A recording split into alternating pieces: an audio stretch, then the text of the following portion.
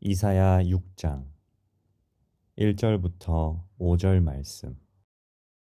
우치야 왕이 죽던 해에 내가 본즉 주께서 높이 들린 보좌에 앉으셨는데 그의 옷자락은 성전에 가득하였고 스랍들이 모시고 섰는데 각기 6날개가 있어 그 둘로는 자기의 얼굴을 가리었고 그 둘로는 자기의 발을 가리었고 그 둘로는 날며 서로 불러 이르되 거룩하다 거룩하다 거룩하다 만군의 여호와여 그의 영광이 온 땅에 충만하도다 하더라. 이같이 화답하는 자의 소리로 말미암아 문지방의 터가 요동하며 성전의 연기가 충만한지라. 그때에 내가 말하되 화로다 나여 망하게 되었도다. 나는 입술이 부정한 사람이요 나는 입술이 부정한 백성 중에 거주하면서 만군의 여호와이신 왕을 배웠음이로다 하였더라. 좋은 날입니다. 성령님께서 오늘도 여러분들의 심령 가운데 큰 은혜와 평강으로 함께하여 주시기를 주님의 이름으로 축복합니다. 흔히들 한국의 오순절이라고 하는 평양 대부흥 운동은 1903년 원산에서부터 시작을 합니다. 캐나다에서 온 의료 선교사 로버트 A. 하디의 회개로부터 시작한 이 영적 대각성 운동은 얼마 지 않아 평양으로 이어붙게 되고 평양의 장대현 교회의 길선주 목사의 자백과 또 회개로 이어지게 되면서 큰 부흥의 불, 또 회개의 불길이 타오르게 됩니다. 그 불길은 평양에만 머물지 않고 전국 각지로 흩어지게 되어지는데요. 당시의 기록들을 살펴보면 정말 한반도는 말 그대로 동방의 예루살렘이다라고 이야기할 정도로 하나님의 임재 가운데 들어가 있는 그런 시즌이 이 땅 가운데 있었습니다. 자, 그런데 2022년을 시작하는 이 시점, 우리 한국을 다시 한번 돌아볼 때 과연 이 땅에서 그런 부흥이 있었는가? 또 과연 이 땅이 그 하나님의 임재 가운데 있었는가를 되돌아보게 되어지는 것 같습니다. 우리가 새 한 해를 시작하면서 우리의 신앙을 다시 한번 지금은 점검해 볼 때가 되었습니다. 과연 나의 신앙은 순수한가? 또 과연 나의 신앙은 궤도를 이탈하지 않고 또 바른 것들을 추구하고 있는가? 우리는 우리의 신앙을 지금 점검해 보아야 할 때가 되었습니다. 우리가 하나님을 믿는다고 하는 것은 하나님 그분 자신이 우리의 삶의 목표가 되어지는 것입니다. 그러나 우리가 우리의 삶의 어떤 윤택함을 위해서 혹은 어떤 자아 성취를 위해서 목표가 수단이 되어지고 수단이 목표가 되어지기 시작할 때 우리의 신앙은 궤도를 이탈하게 됩니다. 하나님은 우리의 목표가 되어지시는 분이십니다. 하나님은 우리의 추구할 대상이십니다. 그리고 우리의 삶이라고 하는 것은 그 수단에 불과합니다. 그러나 종종 우리가 하나님이 목표이고 우리의 삶이 수단이 아니라 우리의 삶을 목표로 두기 시작하고 하나님을 수단으로 여기기 시작할 때 우리의 신앙은 변질되고 타락이 시작되어지는 것입니다. 올 한 해를 시작하면서 우리는 우리의 신앙을 다시 한번 점검해 보아야 할 것입니다. 내가 지금까지 추구하고 있었던 것은 무엇이었는가? 하나님이었는가? 혹은 세상이었는가? 이 땅에서의 삶이었는가를 우리는 점검해 볼 필요가 있습니다. 우리가 하나님을 우리의 삶의 바른 목표로 두기 시작할 때, 또 그 하나님의 임재를 우리의 삶의 목표로 두기 시작할 때 우리의 신앙은 다시 제 궤도를 찾게 되어지는 것입니다. 하나님을 향한 첫사랑이 회복되어지고 죄에서 떠난 삶이 시작되어지고 또 하나님을 더욱더 닮아가는 그런 우리의 신앙생활이 다시 회복되어지는 것입니다.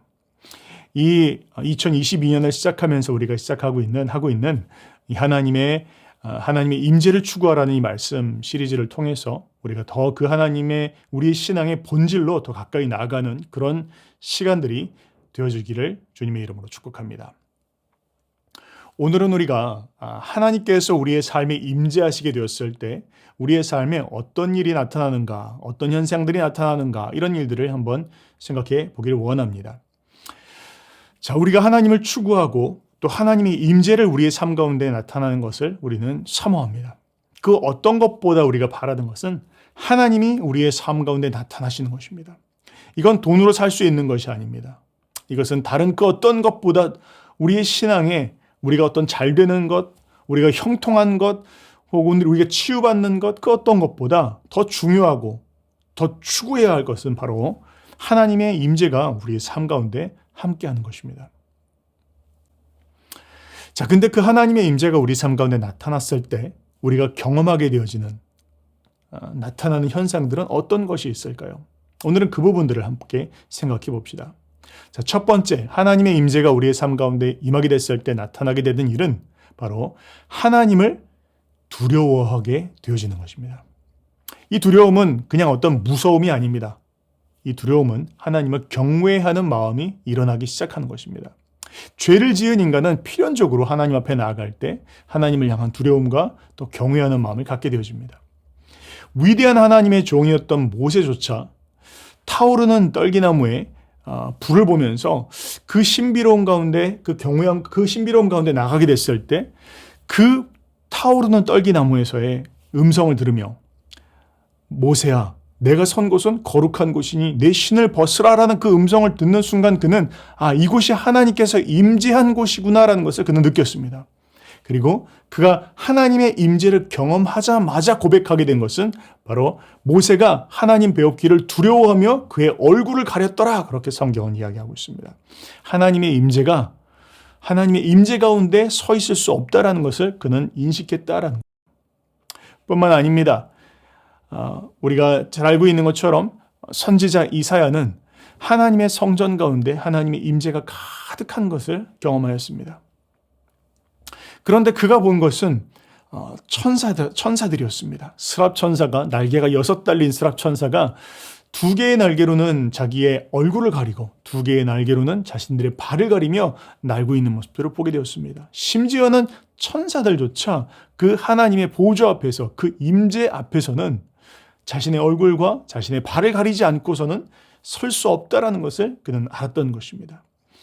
이처럼 우리가 그 하나님의 임재 가운데 들어가게 됐을 때 우리는 기대하고 또 생각하기를 정말 또 기쁨과 또 회복과 또 안정과 이런 것들을 경험하지만, 그런 것들을 기대하지만 그 어떤 것보다 먼저 우리가 느끼게 되는, 또 경험하게 되어지는 것은 하나님을 향한 경외하는 마음, 두려워하는 마음들이 일어나게 되어지는 것입니다. 그리고 그 즉시 우리가 그 하나님의 임재 속에서 하나님을 경외하게 되어질 때 나타나게 되어지는 것이 뭐냐면 바로 나의 죄인됨을 깨닫게 되어지는 것입니다. 이사야는 이렇게 고백합니다. 화로다 나여 망하게 되었도다, 그렇게 고백하고 있는 것입니다. 여러분, 그 선지자 이사야가 죄를 지었으면 얼마나 지었을까요? 그런데 그 이사야는 자신의 삶을 돌아보면서 하나님의 그 거룩한 임재 앞에 선 자신이 정말로 큰 죄인이라는 것을 인식하지 않을 수 없었습니다.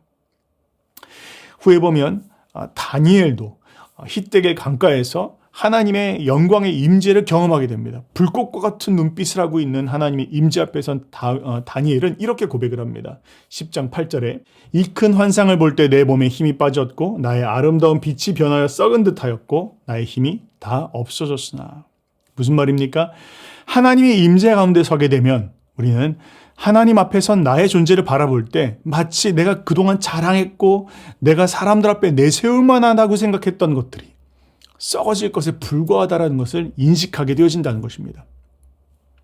내가 이전까지는 이것이 나에게 참 그래도 내가 내세울 만한 거지, 내가 적어도 이런 일을 하나님을 위해서 난 이런 일을 했지, 이렇게 우리는 이야기할지 모르겠지만 그 하나님의 임재 앞에 딱 서게 됐을 때 사람은 그저 내가 죄인이구나 라는 것 말고는 생각나는 게 없다라는 것입니다. 여러분, 마치 뜨겁게 타오르고 있는 태양 앞에 선 인간을 한번 생각해 보십시오. 얼마나 버틸 수 있을까요?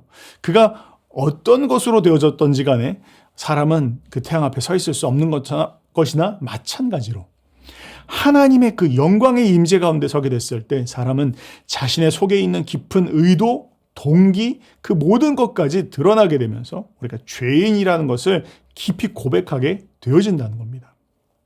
이처럼 하나님을 진짜 경험한 사람은요, 자신을 높이지 않습니다.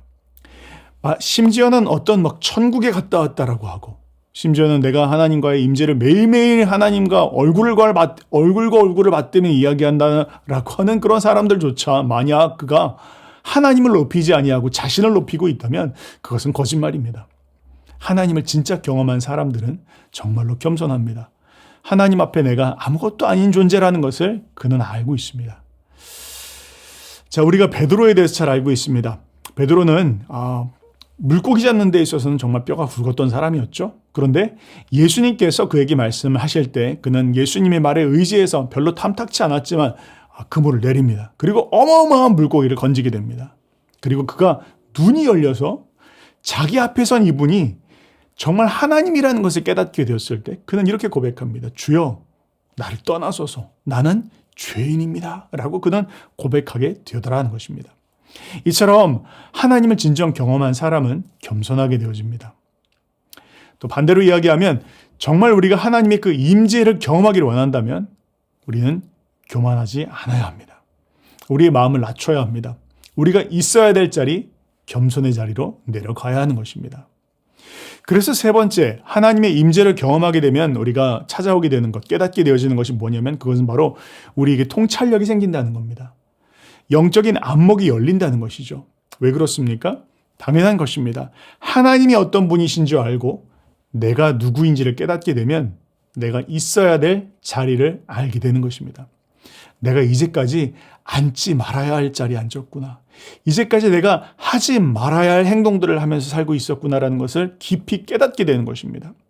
이전까지는 정말 삶이 마치 실타래가 엉킨 것처럼 뭐가 문제인지 어디서부터 잘못된 것인지를 모르고 있었는데 하나님께서 앉으셔야 될 하나님의 자리에 앉으시고 내가 나의 자리에 앉게 되었을 때 모든 것은 제자리를 찾기 시작하는 것입니다. 질서를 찾기 시작하는 것이죠.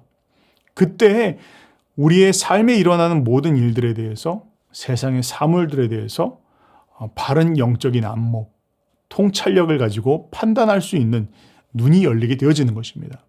성경은 하나님을 경외하는 것이 지혜의 근본이다 그렇게 이야기하고 있습니다. 하나님을 두려워할 때, 하나님을 경외할 때 우리의 삶에 하나님이 주시는 지혜가 쏟아지게 됩니다. 그런 하나님의 지혜로 올 한 해를 사는 저 여러분들 되시기를 축복합니다. 성경에 이 하나님의 임재 가운데에서 영적인 분별력을 갖고 있었던 사람들에 대한 이야기가 또 있습니다. 우리가 바울과 바나바에 대한 이야기를 생각해 볼 수 있는데요. 그들이 루스드라에서 선교 여행을 하고 있을 때였습니다. 어느 날 그들이 전도하는 가운데 안진뱅이가 일어나는 사건이 벌어집니다. 마을 사람들이 그 바울과 바나바를 보면서 야, 제우스 신이 우리 가운데 나타났다. 헤르메스 신이 우리 가운데 나타났다 하면서 그들을 찬양하고 경배하고 높이려는 그런 일들을 하게 됩니다. 그러자 그것을 본 바울과 바나바는 그 자리가 우리가 앉을 자리가 아니다 하면서 옷을 찢으며 하나님께로만 영광을 돌리게 합니다. 그런데 반대로 헤롯 아그리빠라는 사람이 사도행전에 등장하는데요. 그는 백성들이 그 아그리빠 왕을 칭송하는 이야기를 듣고 그것을 흡족히 여기면서 나를 높이는구나, 나를 찬양하는구나, 나를 신으로 여기는구나 하면서 자신의 자리를 찾지 못하다가 결국 성경은 이야기하기를 그가 충이 먹어 죽게 되었더라라고 성경은 이야기하고 있는 것입니다. 이처럼 우리가 하나님의 임재를 경험하게 되면 우리는 우리가 어떤 존재인지를 알게 되고 또 우리가 어떤 존재인지를 알게 되면 우리는 비로소 내가 있어야 할 자리가 어딘지 바른 판단을 내리게 되어지는 것입니다. 자, 네 번째, 우리의 삶에 하나님의 임재가 나타났을 때 어떤 일이 벌어집니까? 그 네 번째는 우리가 깊은 사랑과 기쁨을 경험하게 되어진다는 것입니다.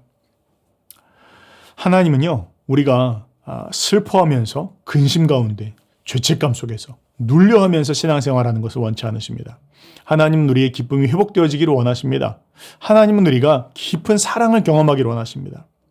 물론 하나님께서 우리의 죄를 그냥 넘어가시는 분은 아니십니다. 반드시 하나님은 그것을 다루십니다. 그러나 하나님은 우리가 그 아들의 공로를 힘입어 하나님 앞에 나오기를 원하십니다.